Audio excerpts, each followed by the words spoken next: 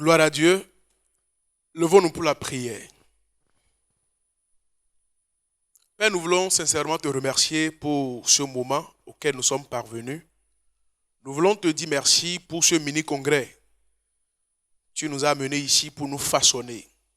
Tu nous as amenés ici, Seigneur, pour nous transformer, pour que nous soyons efficaces dans la vigne.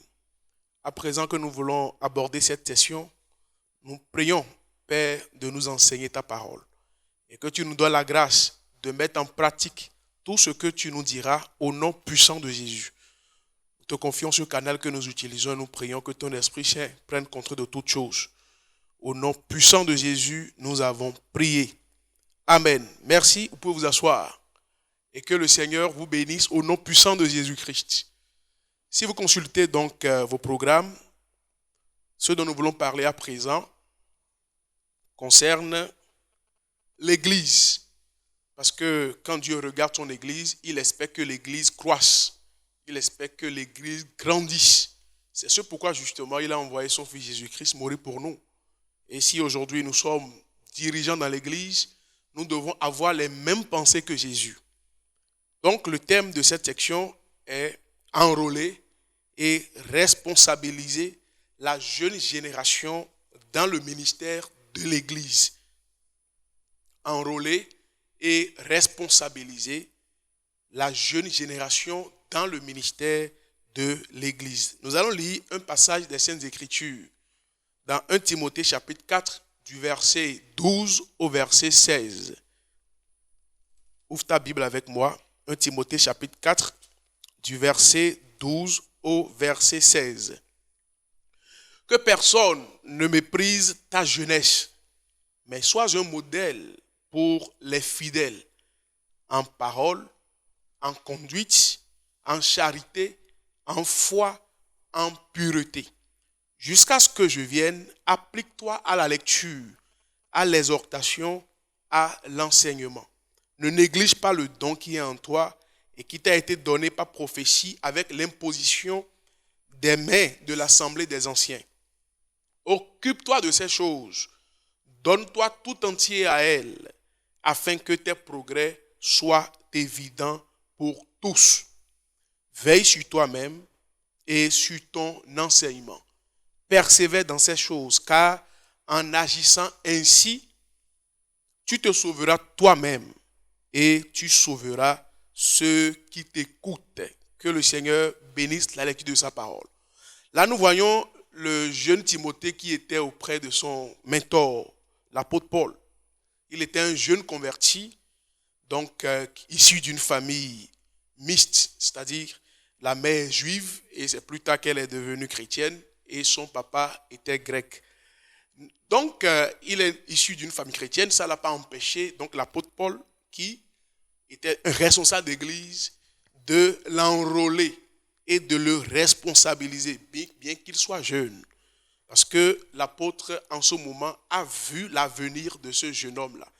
Et plus tard, nous avons pu voir, à travers les Saintes Écritures, ce que Dieu a utilisé, ce jeune Timothée, à faire. Donc, cela nous enseigne aujourd'hui, nous qui sommes des responsables d'église, nous devons avoir la vision claire et nette de l'avenir de l'église. Dieu nous a confié son église sur la terre.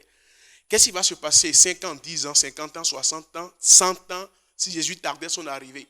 Donc, c'est ce dont nous parlons aujourd'hui. Timothée, au départ, qui n'était pas encore responsable, mais l'apôtre Paul l'a enrôlé, il l'a formé depuis son plus jeune âge. Nous pouvons voir ça dans le chapitre 1er de 1 Timothée, chapitre 1, le verset 2.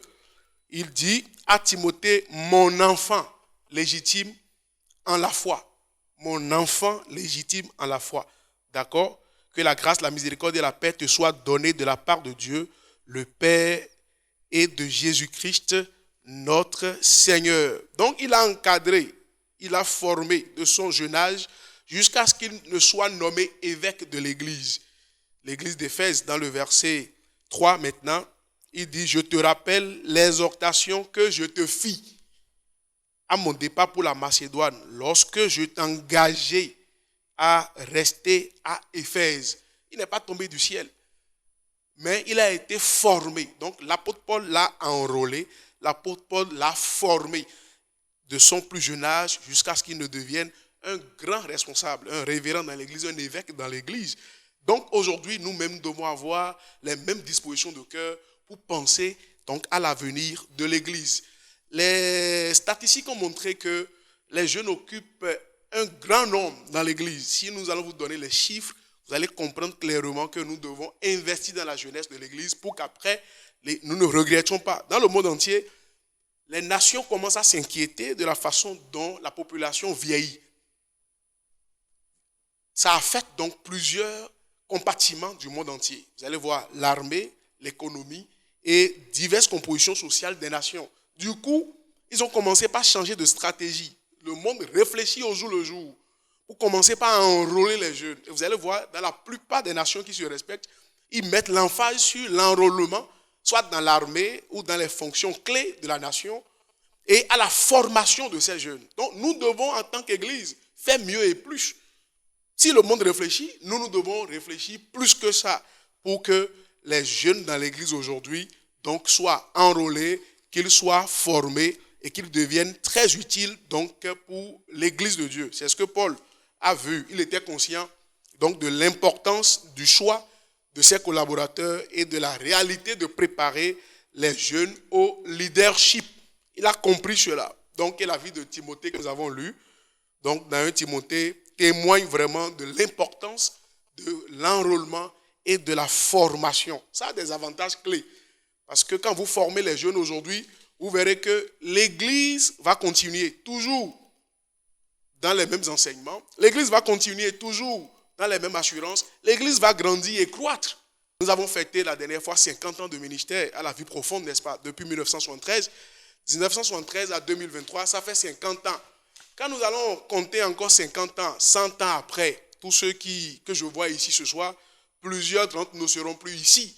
500 ans après, quand nous allons fêter 100 ans de ministère, 150 ans, 200 ans, si Jésus tardait son arrivée, voyez-vous, si nous ne formons pas aujourd'hui les jeunes, si nous ne les enrôlons pas, donc l'Église ne pourra pas exister. Donc, il y a des avantages.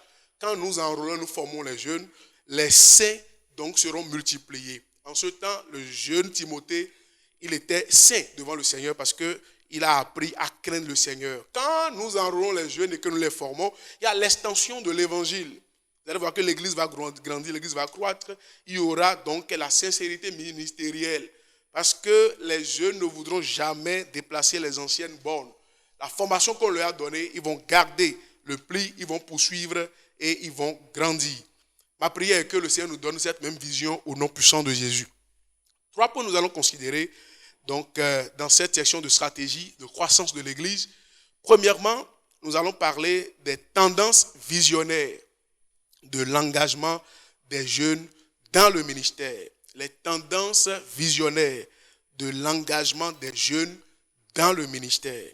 Et au deuxième point, des outils précieux pour équiper les jeunes dans le ministère. Dans cette session, par la grâce de Dieu, je vais vous montrer des outils clés que les dirigeants d'église peuvent utiliser aujourd'hui dans toutes les régions, dans tous les districts, dans tous les groupes de districts, dans toutes les nations pour que réellement les jeunes soient équipés dans le ministère. Et troisièmement, pour finir, des talents viables renforcés par les jeunes dans le ministère. Si vous parcourez de Genèse à Apocalypse, vous verrez des jeunes talentueux que Dieu a puissamment utilisés et qui aujourd'hui, par la grâce de Dieu, ont fait leur preuve et nous pouvons apprendre de leur histoire. Des talents viables renforcés par les jeunes dans le ministère. Retournons rapidement au premier point. Les tendances visionnaires de l'engagement des jeunes dans le ministère. Les tendances visionnaires. Dans Jérémie chapitre 35, du verset 2 au verset 10, je ne vais pas lire, mais vous connaissez déjà ce dont ça parle.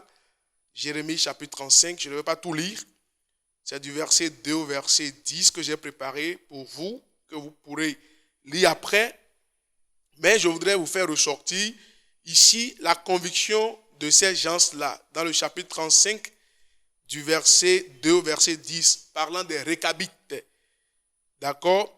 Le verset 2 dit, va à la maison des Récabites et parle-leur. Tu leur diras, de la part de l'Éternel, ainsi de suite, tu offriras tout ça là. Et le verset 4 dit, et je les conduisis à la maison de l'Éternel dans la chambre des fils de Anna, fils de Jigdalia, homme de Dieu, près de la chambre des chefs, au-dessus de la chambre de Maïja. Verset 6, mais il répondit, nous ne buvons pas de vin, car Jonadab, fils de Rekab, notre père, nous a donné cet ordre. Ils ont gardé l'ordre. Nous a donné cet ordre. Vous ne boirez jamais de vin, ni vous, ni vos fils. C'est ce que leur papa Jonadab leur a dit.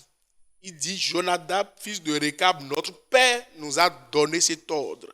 Et ils ont gardé cela de génération en génération. Donc aujourd'hui, vous devez savoir qu'il est clair que l'Église a des besoins différents à ceux de l'Église d'autrefois. L'Église actuelle a des besoins différents. Ce n'est pas la même chose. Au jour le jour, le monde change.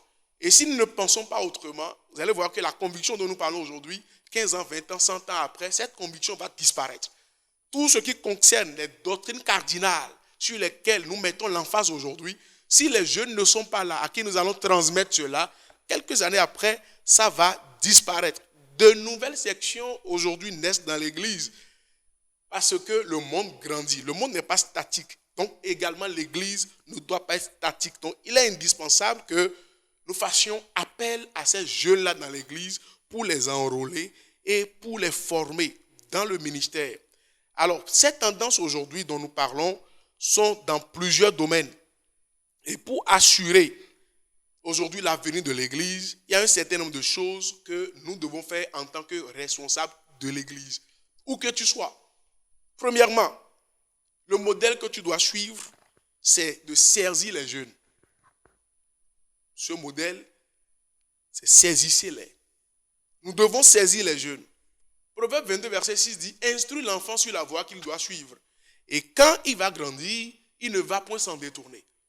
Les fils de les Récabites ici ont dit, notre papa nous a dit. Notre papa nous a dit. On ne prendra pas cela. Instruis l'enfant sur la voie qu'il doit suivre. Donc, il faut les saisir. Donc, ces jeunes-là que nous devons saisir, ils ont des caractéristiques. C'est des gens qui ont des fondements solides. C'est des gens qui sont plus faciles à modeler. Quand vous les saisissez, ils sont plus faciles à modeler et dans un délai plus long.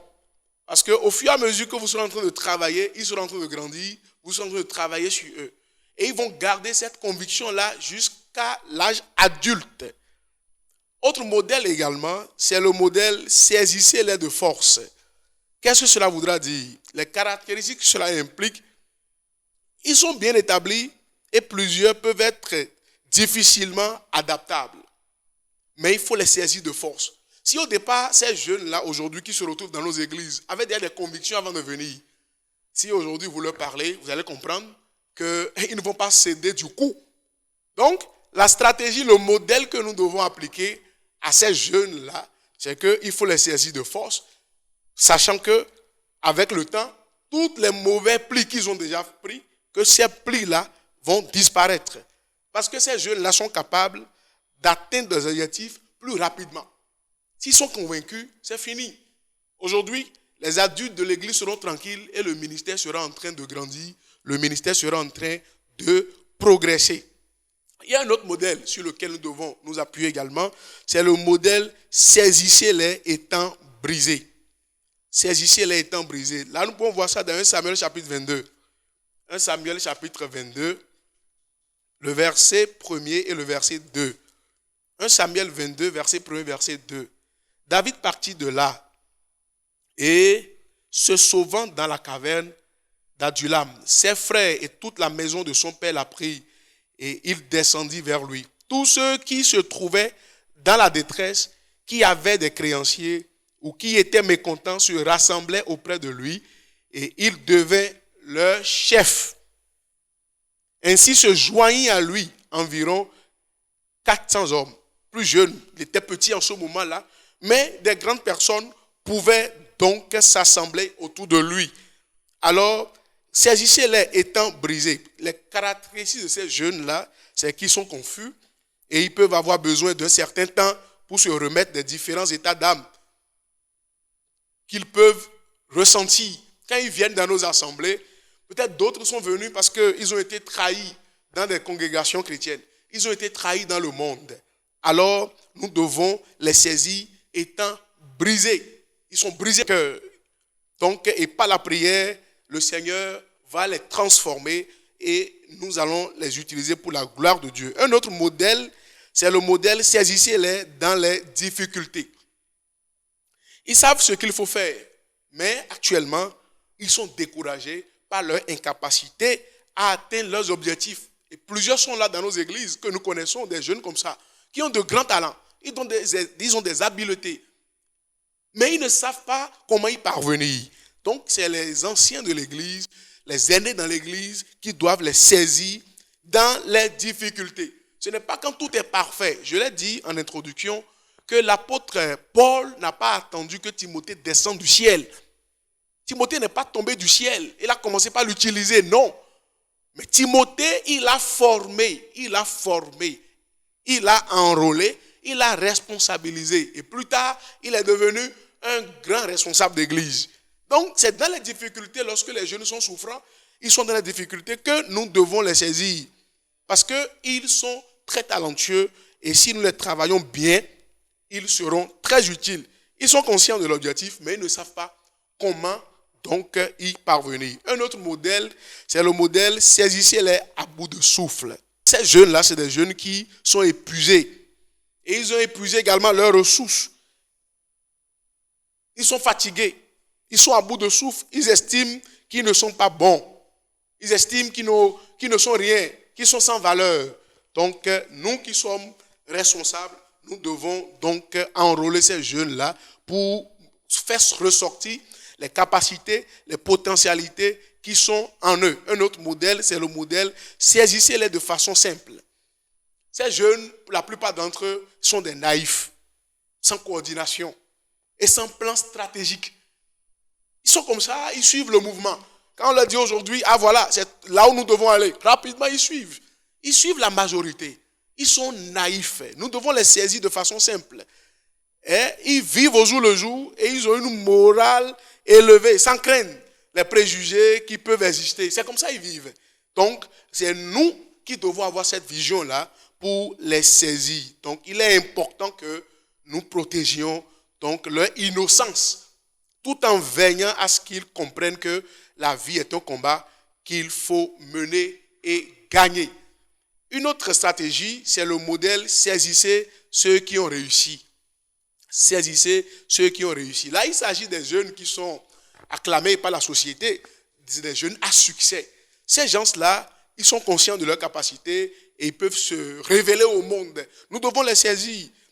Ces jeunes sont prêts à tenter donc, de nouvelles expériences au jour le jour et à aller plus haut. Donc l'Église doit saisir également ces jeunes-là, les enrôler et les utiliser pour la gloire de Dieu. Nous ne devons pas les mettre de côté parce que le monde les utilise, parce qu'ils sont élevés dans la société, parce que nous considérons que ces gens-là n'ont aucune vision pour l'Église. Non, mais c'est à nous de les enrôler, de les saisir donc, et de les former. Donc c'est ce que les ministères doivent faire.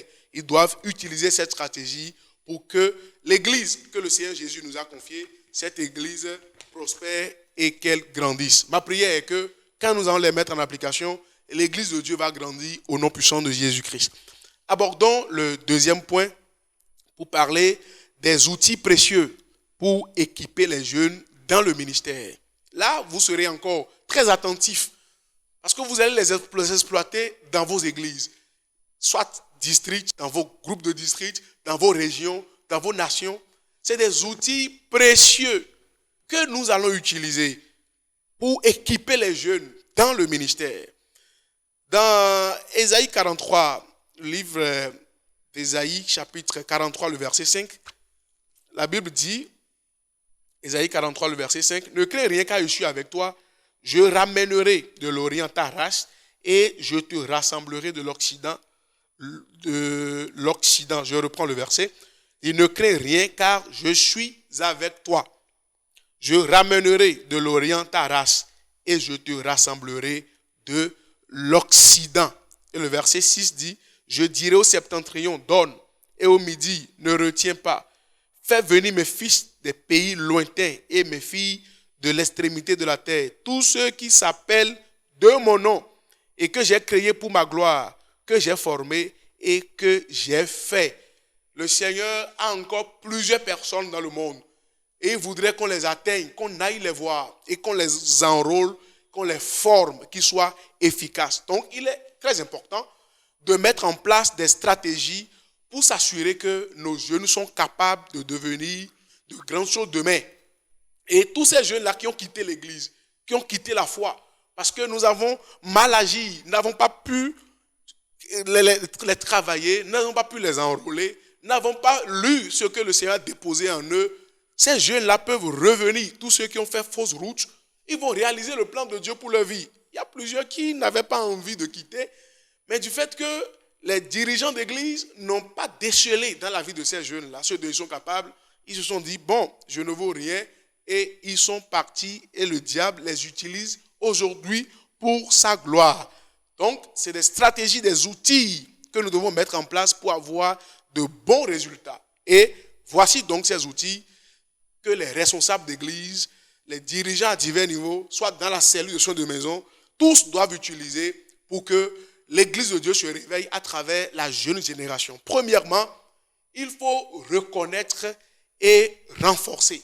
Qu'est-ce qu'il faut reconnaître? Il faut reconnaître que les jeunes que Dieu a placés dans nos églises sont capables de beaucoup de choses. Si les dirigeants d'église ne reconnaissent pas que les jeunes qui sont dans l'église sont capables de beaucoup de choses et que chaque fois nous les sous-estimons parce que nous avons peur que ces jeunes-là fassent des erreurs, vous allez connaître et remarquer plus tard que l'église n'aura pas de relève. Donc, il faut reconnaître et renforcer. Il faut reconnaître que ces jeunes-là ont d'expérience. Ils ont une formation et ils ont une expertise que nous devons reconnaître. C'est très important. Si nous ne reconnaissons pas ça, nous ne pouvons pas commencer par les utiliser, nous ne pouvons pas commencer par les former, tel que Paul a fait pour Timothée, son enfant légitime dans la foi. Il tient à ça. Il dit, mon enfant légitime dans la foi. Nous devons voir le potentiel que Dieu a mis dans la vie de ces jeunes-là. Nous devons voir tout ce que Dieu a déposé en eux. Jésus a reconnu les capacités de Nathanaël. Et si nous lisons dans Jean chapitre 1, le verset 46 au verset 50, vous pouvez comprendre cela. Donc, ce sont ces capacités-là que nous devons reconnaître et renforcer. Ce que nous savons de ces jeunes-là et qui est bon en eux, nous devons les reconnaître et les renforcer. Quelle est la dernière fois que tu as reconnu les potentialités dans la vie d'un jeune dans ton église? Jésus lui-même, il a su que Nathanaël avait de grandes choses en lui. Deuxième chose qu'il faut faire comme outil, c'est d'équilibrer et de bénir. L'équilibre ici dont nous parlons, c'est qu'il ne doit pas avoir de complexe. Parce qu'en réalité, ce que les dirigeants d'église, les responsables, cachent aujourd'hui, ces jeunes-là sont déjà informés. Vous savez qu'aujourd'hui, nous sommes à l'ère du numérique. Et les informations, c'est des temps de surcharge d'informations. À gauche et à droite, pêle-mêle. Et s'ils ne donnent pas de bonnes informations aux jeunes, des gens sont en mesure de leur donner des mauvaises informations de la mauvaise manière. Donc, les responsables ne doivent pas cacher ce qui est bon aux jeunes. Tout ce que nous faisons, tout est clair. Donc, toutes ces choses-là doivent être claires et nettes. Parce que ce serait de la supercherie. Il y aura une surcharge d'informations parce qu'ils ne sauront pas ce qui est vrai. Mais eux, ils vont juste prendre ce qui est mauvais et que le diable est en train de leur donner. Donc, il doit y avoir de la sincérité de la part des dirigeants parce qu'ils sont productifs. Sans quoi, les jeunes seront attaqués et ils vont juste prendre ce qui est mauvais et c'est ce pli qu'ils vont prendre. Donc, c'est un outil très important. Il faut équilibrer et bénir. Tu ne perds rien en veillant aux jeunes dans ton église, en travaillant avec eux, en priant pour eux. Mais au contraire, tu es en train de les former. Dans 1 Samuel chapitre 3, le verset 9, 1 Samuel chapitre 3, le verset 9, je vais vous montrer quelque chose de très important. 1 Samuel chapitre 3, le verset 9, la Bible dit, et il dit à Samuel, va, couche-toi. Et si l'on t'appelle, tu diras, parle, Éternel, car ton serviteur écoute. Et Samuel, le jeune, le petit, en ce temps-là, alla se coucher à sa place. Il alla se coucher à sa place. Donc, les dirigeants d'église seraient contre-productifs s'il y a un manque de sincérité de leur part. Si tu es dirigeant de cellule, dirigeant des jeunes, chef d'église, où que tu sois, tu dois être honnête et sincère, transparent. Puisque les jeunes apprennent par l'exemple. C'est ce que tu fais que les jeunes doivent faire. Quand ils te voient prier, ils prient. Quand ils te voient jeûner, ils jeûnent. Quand tu mènes une vie transparente, et même vont mener une vie transparente, donc il faut l'équilibre. Il n'y a pas de complexe. Troisième outil, c'est de confirmer et conseiller. Les jeunes grandissent lorsque leurs vulnérabilités révélées ne sont pas utilisées contre eux au pupitre. Lorsque le jeune vient se confier à toi, tu vois qu'il a de faiblesses. Et que c'est au pupitre que le jeune apprend son histoire, ce qu'il t'a dit en secret. Vous allez voir que le jeune ne veut pas grandir. Il sera touché. Et quand le jeune est touché, sachez que c'est une multitude de personnes qui est touchée. Vous savez, un jour, un évangéliste a dit que lorsque vous prêchez à une personne âgée, vous gagnez une âme. Mais lorsque vous prêchez à un jeune, vous gagnez des multitudes. Parce que quand le jeune là va partir de là, il va convaincre encore d'autres jeunes. De la même manière, lorsque le jeune est touché négativement, lorsqu'il est affecté, alors sache que ce jour-là, quand il va partir de là, plusieurs jeunes vont également quitter la foi. C'est la raison pour laquelle les dirigeants doivent être toujours des modèles. Je rends grâce à Dieu pour notre église. Des dirigeants que Dieu nous donne aujourd'hui. Les dirigeants doivent être toujours des modèles pour les jeunes. Donc ils ont la responsabilité de créer un environnement confidentiel pour que ces jeunes-là s'ouvrent à eux, pour qu'ils viennent être conseillés. C'est très important. Lorsque le jeune te dit quelque part, il ne doit apprendre ça nulle part ailleurs. Nulle part. Ils ont des faiblesses, puisque nous sommes en train de les former. Ils vont grandir. Nous les prenons avec leurs coquilles. C'est comme ça qu'ils viennent. Ils ne viennent pas tout faire. Ils viennent avec les insuffisances. Maintenant, quand ils se confient à toi pour dire j'ai une faiblesse, et que le dirigeant maintenant vient au pupitre et commence maintenant par le rabrouiller et fait allusion, ils sont très intelligents. Il saura que, mais dis donc, ça là, c'est moi-même ça. C'est moi-même. Donc, il doit avoir une confiance. Un environnement confidentiel pour que les jeunes puissent s'ouvrir et être conseillés. Quand il se sent en sécurité, il va te dire même les choses secrètes que les parents, même biologiques, n'entendent pas. Nous qui sommes responsables aujourd'hui, ces jeunes-là se confient. Donc, tout dépend de la façon dont le dirigeant prend ces jeunes que Dieu lui donne. Autre outil, disciples et défendus. Il faut faire des jeunes des disciples et il faut les défendre. En dépit de la réussite ou de la situation des jeunes, ils ont besoin d'être tenus en main pour pouvoir s'envoler. Les adultes doivent être là pour les épauler. Quelle que soit leur réussite, quel que soit leur succès, les aînés sont là et ils doivent faire d'eux des disciples.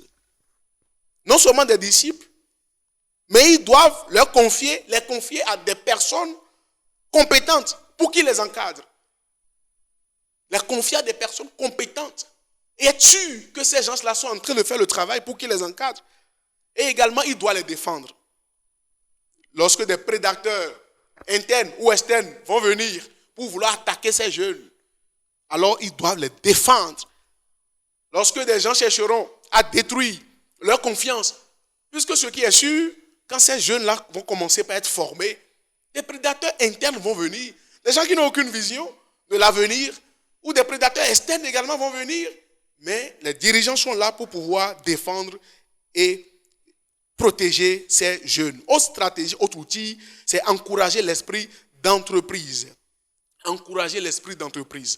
Dans Ecclésiaste chapitre 11, le verset 1, la Bible dit « Jette ton pain sur la face des eaux, car avec le temps, tu le retrouveras.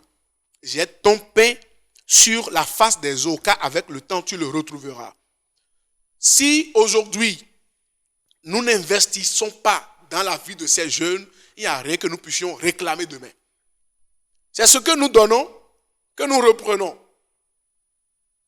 Jette ton pain à la surface des eaux. Les arbres ne poussent que lorsqu'ils sont plantés.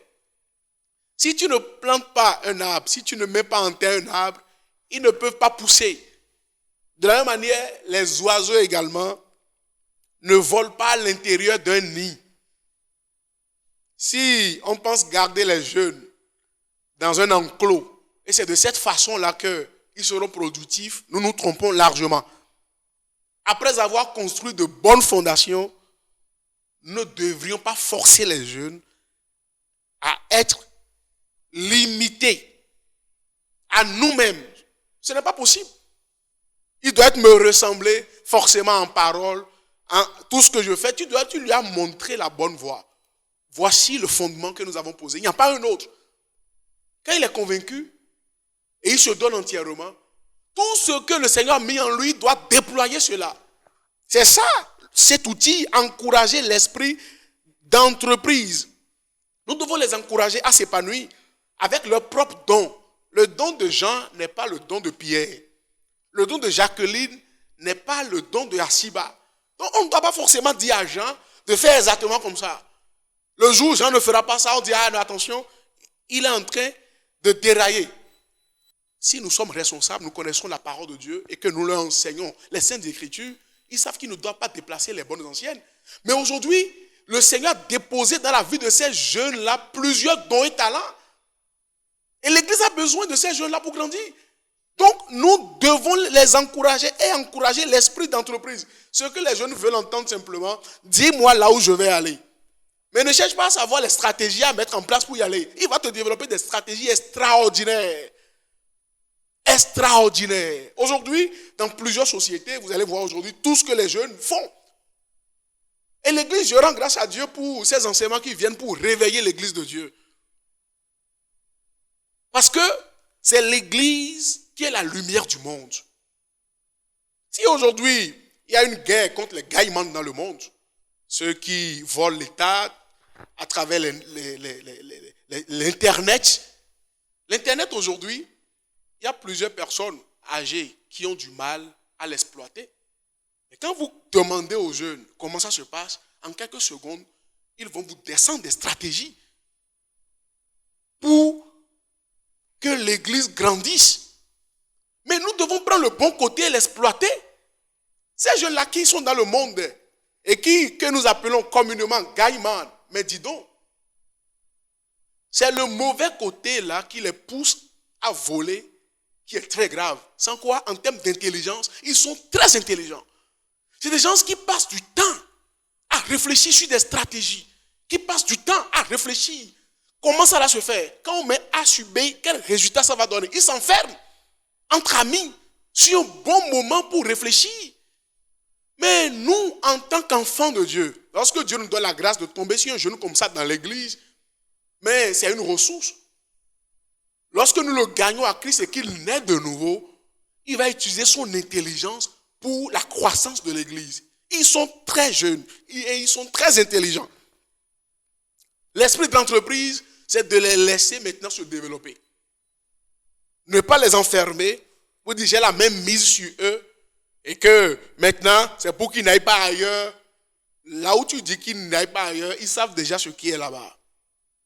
Mais montre-leur l'avantage et les inconvénients et encourage-les à s'épanouir avec leurs propres dons. Un autre outil, c'est la communion avec l'amitié. Les jeunes aiment ça. La communion, c'est le rassemblement de croyants. Lorsqu'on vient et on partage la même foi précieuse, là nous sommes en communion.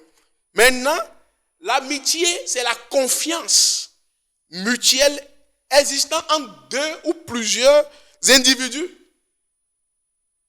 Plusieurs jeunes se retrouvent dans vos églises par amitié. Ah, c'est mon ami, c'est l'ami de mon ami, c'est l'ami de mon ami, c'est l'amour de mon ami. Et ils sont là aujourd'hui. Ils viennent et ils demeurent. Alors, nous devons tout faire pour que cette ambiance-là soit créée donc dans l'église de Dieu, la communion et l'amitié. Il doit avoir une confiance. C'est le fer qui aiguise le fer. Et si nous passons de la simple camaraderie à l'amitié, vous verrez que ces jeunes-là vont demeurer dans la foi et ils seront entourés également des personnes ressources qui vont les aider à grandir. Autre outil, c'est le guide et le parrain. Le guide et le parrain. De quoi voulons-nous parler ici?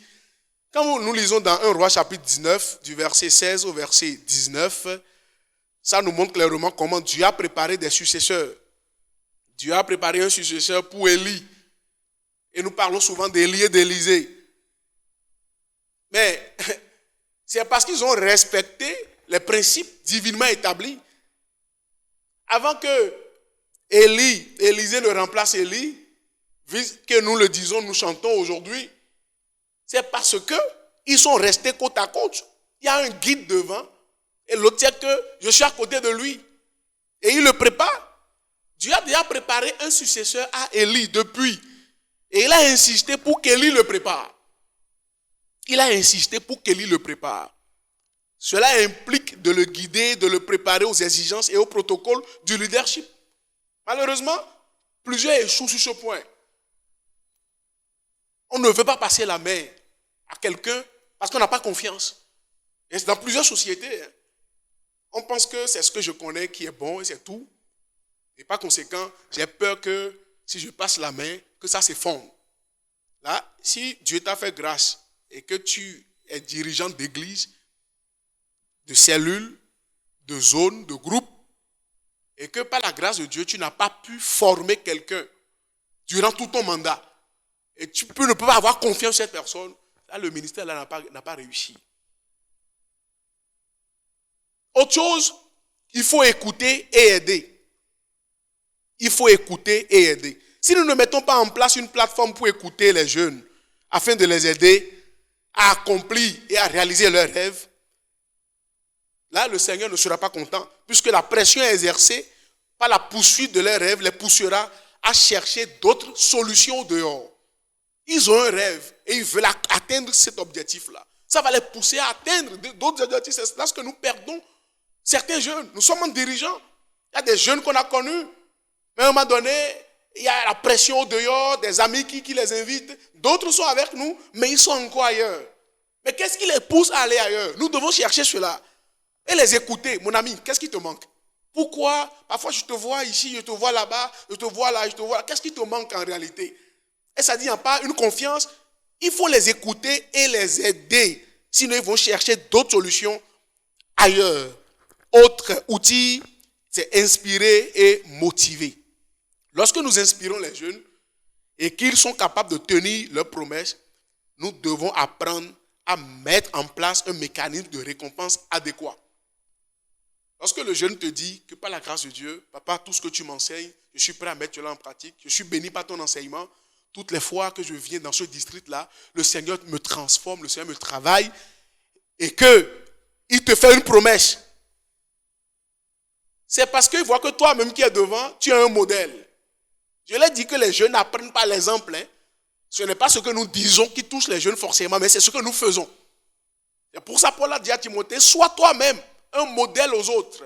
Et que personne ne méprise ta jeunesse. Sois fort. Parce que plusieurs sont là qui sont des anciens, d'autres ont de grandes visions, de belles visions, par contre d'autres non, et qui vont vouloir mépriser ta jeunesse. Timothée, n'aie pas peur, tiens ferme. Que personne ne méprise ta jeunesse, mais sois un modèle en pensée, en pureté, en sainteté. Qu'on ne trouve jamais une mauvaise histoire qui soit attachée à ta vie. Sois un modèle. Les dirigeants d'église doivent être un modèle et une inspiration, une source d'inspiration pour les jeunes. Lorsque les jeunes pensent à toi, dis vraiment, je veux faire comme mon dirigeant là. Comment il a pu atteindre ce niveau? Je vais faire comme mon pasteur. Comment il a pu atteindre ce niveau là? Quel est son parcours?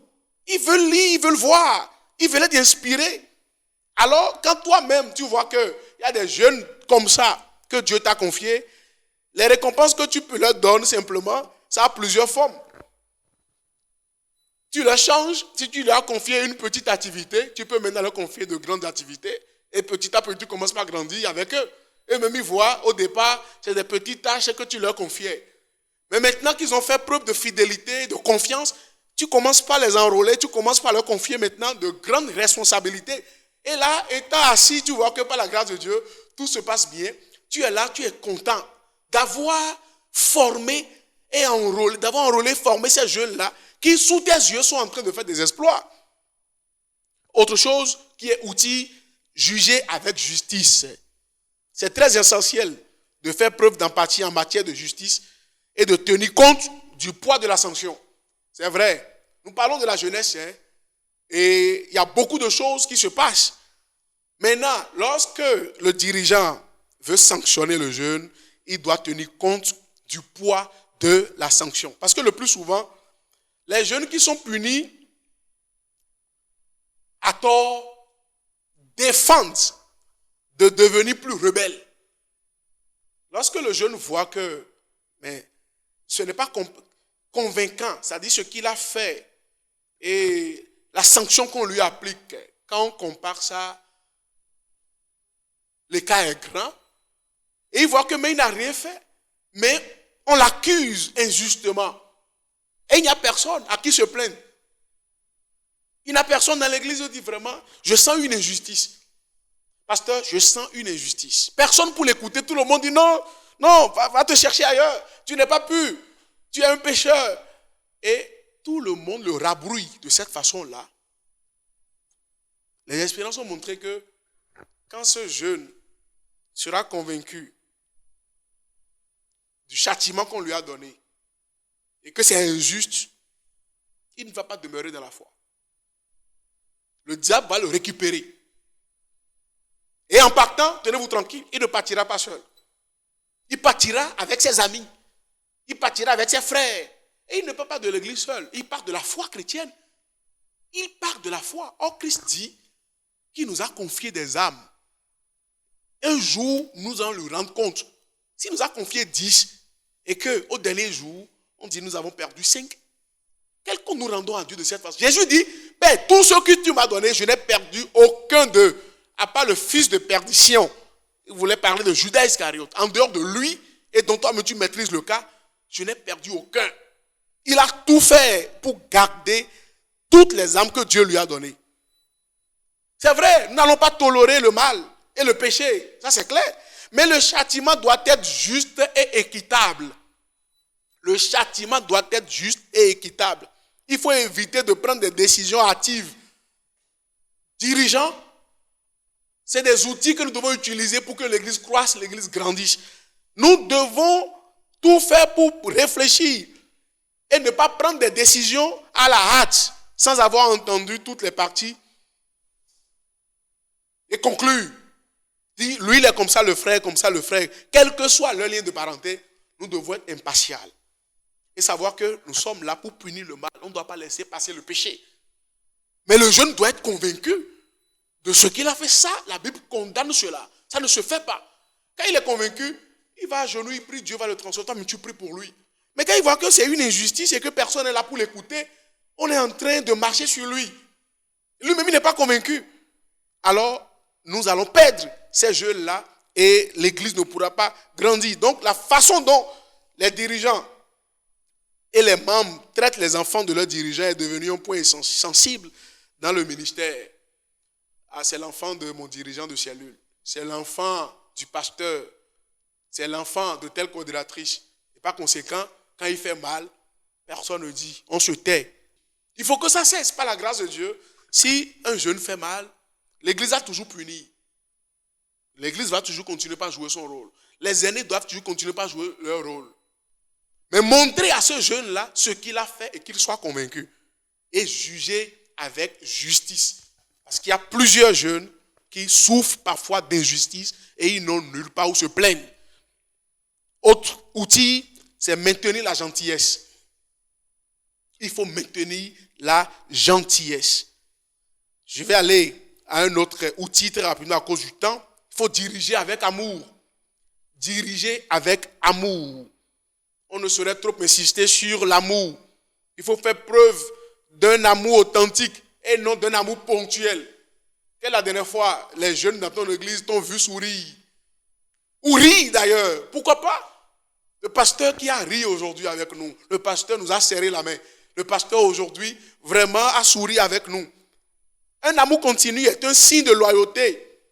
Et lorsqu'il y a ça dans l'église, vous allez voir que les jeunes vont se voir dans une atmosphère de confiance, de fraternité, d'amitié.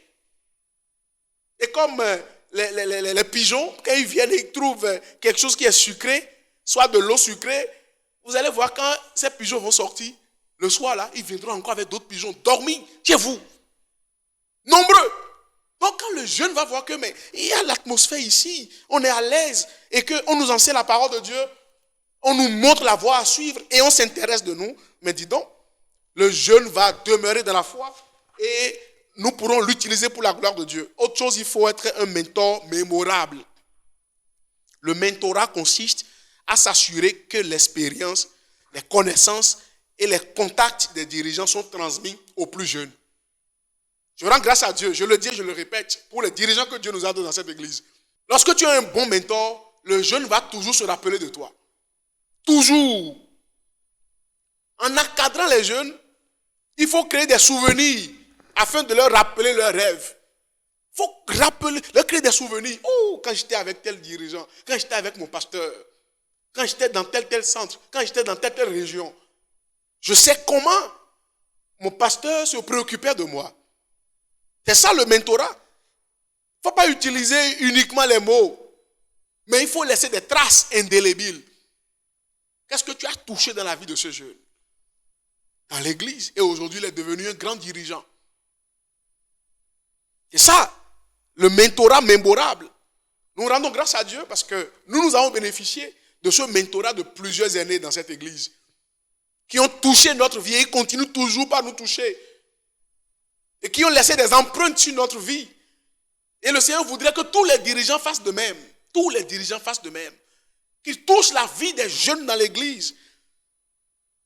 Josué, s'il a remplacé Moïse, il était toujours avec lui dans tous les moments. Dans les moments difficiles, Josué était toujours là. C'est pour ça que Dieu dit que Josué s'était bien préparé. Il a vu de très près comment Dieu parlait à Moïse. Il a vu de très près comment Moïse réagissait par rapport à ce que Dieu lui disait. C'est comme ça. Nous devons conduire les jeunes dans l'église et laisser une empreinte indélébile. Autre chose, il faut nourrir avec dignité. Nourrir dont nous parlons ici, c'est mettre à la disposition nos ressources à ces jeunes-là. On a souvent tendance à ne pas éteindre nos marques aux jeunes.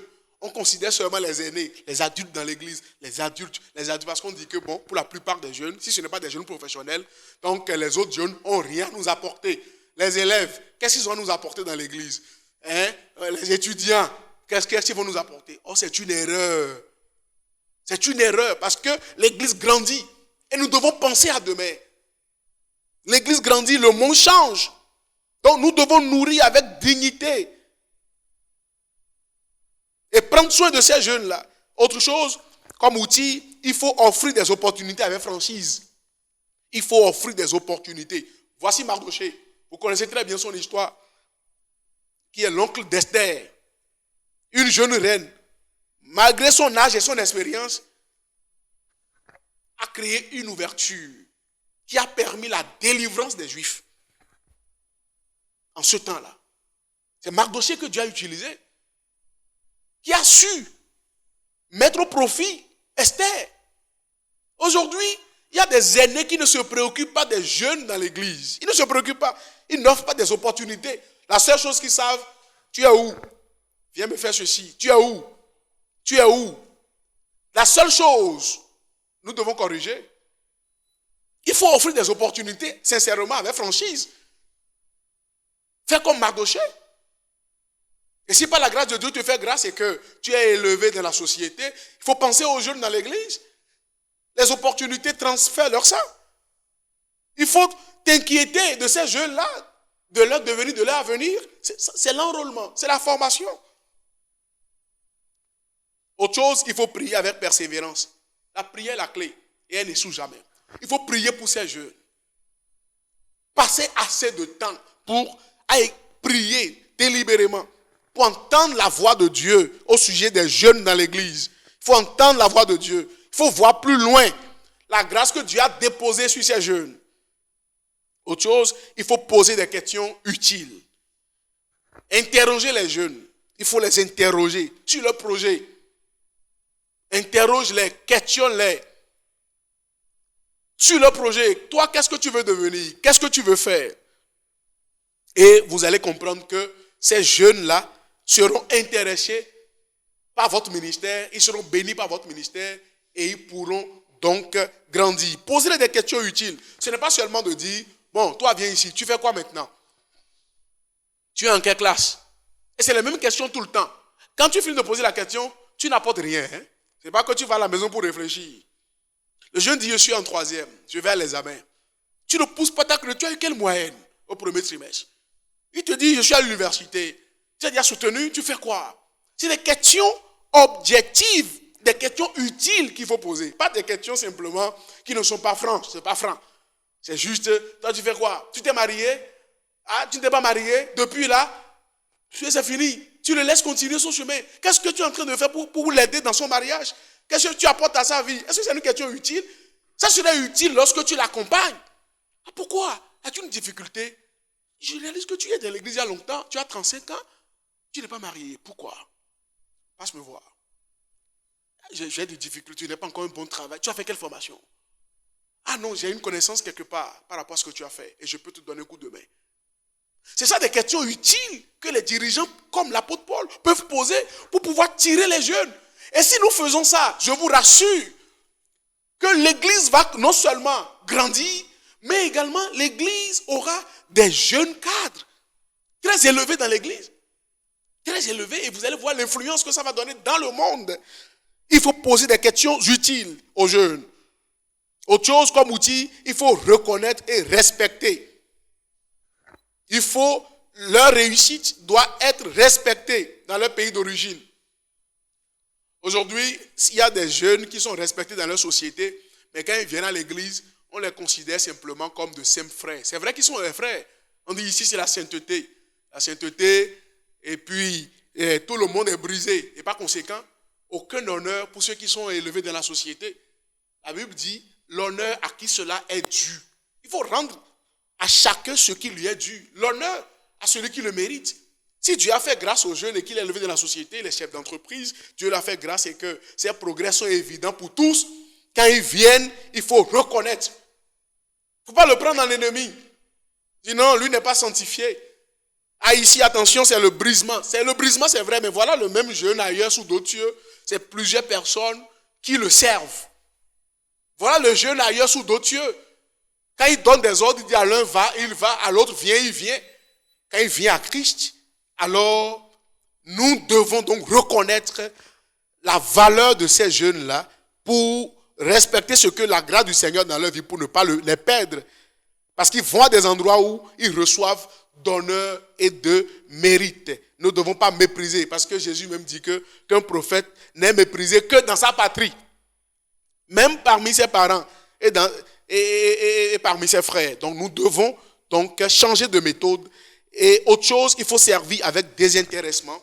Servir avec désintéressement. Autre outil, faire confiance avec tendresse. Il faut faire confiance avec tendresse. Faire confiance à ces jeunes. Quand tu es là, il faut avoir confiance. Et quand tu n'es pas là aussi, rassure-toi que ce que tu leur as donné, ils vont l'appliquer. Et autre outil, il faut soutenir la droiture dans l'unité. Il faut donner de la vitalité à la vision. Il faut vaincre par la sagesse de Dieu. La sagesse, les dirigeants en ont besoin. Et pour que véritablement les jeunes sachent que nous avons à cœur leur vie, nous avons à cœur donc leur évolution et nous avons à cœur l'avenir de l'Église. Sans négliger les jeunes, nous devons veiller à ce que le foyer soit un lieu de sécurité pour tous. Et dernier outil, c'est l'aspiration des jeunes. Ils sont aspirés donc et attirés par ceux qui cherchent à les rendre meilleurs. C'est ceux qui veulent les rendre meilleurs qui sont leurs amis. Alors faites preuve d'enthousiasme. La sainteté n'exclut pas les sourires. La sainteté n'exclut pas l'amitié. La sainteté dont nous parlons n'exclut pas les conseils. Bien au contraire, donnez de l'espoir et n'ayez pas peur donc d'apprendre de ces jeunes-là. N'ayez pas peur d'apprendre d'eux. Ils ont beaucoup de choses à apporter à l'église. Ils ont beaucoup de touches à apporter. N'ayons pas peur donc d'apprendre d'eux. Nous allons aborder le dernier point. Là, je serai très bref, qui va parler des talents viables renforcés par la jeunesse dans le ministère. Des talents viables renforcés par la jeunesse dans le ministère. Il y a un certain nombre de jeunes donc, qui ont été appelés au ministère. Dans la Bible, quand nous parlons de David. La Bible dit qu'il ne manquera jamais de successeur. Jamais de successeur. D'un successeur qui règne en Israël. Parce que quoi? Il a su comment travailler pour le Seigneur. À part lui, nous pouvons parler donc de Joseph, le puissant et fiable Joseph. Dans Genèse 39, vous pouvez lire après, ce jeune-là, donc, s'est écarté des mauvaises choses. Donc, nous devons également avoir confiance en ces jeunes, des jeunes comme des Joseph dans nos églises, pour pouvoir les aider à grandir. Donc, nous ne devons pas les écarter, mettre de côté dans l'œuvre de Dieu parce qu'ils sont élevés dans la société. Non et non. Nous pouvons parler également du brillant et ambitieux Moïse. Moïse, nous avons vu comment il a été formé dès sa jeunesse jusqu'à l'âge adulte et Dieu l'a utilisé pour accomplir une mission spécifique. Que dirons-nous donc de l'éminent et accompli Daniel, qui était dans la cour du roi? Il servait le Seigneur et le Seigneur a fait de grandes choses à travers lui. Si aujourd'hui l'Église s'investit dans la jeunesse, vous verrez que nous allons grandir, nous allons faire de grands exploits et Dieu sera content de nous au nom puissant de Jésus. Lève-toi, nous allons parler à Dieu en prière. Qu'as-tu retenu de cet enseignement aujourd'hui? Dieu nous a dit beaucoup de choses. Enrôler et responsabiliser la jeune génération dans le ministère et dans l'Église. Prie que le Seigneur t'aide. Prie que tu sois un bon dirigeant. Seigneur, fais de moi un bon dirigeant. Si tu es déjà un bon dirigeant et que tu touches la vie des jeunes, demande à Dieu de t'aider à continuer. Prie le Seigneur et j'ai foi que le Seigneur fera de grandes choses au nom puissant de Jésus-Christ.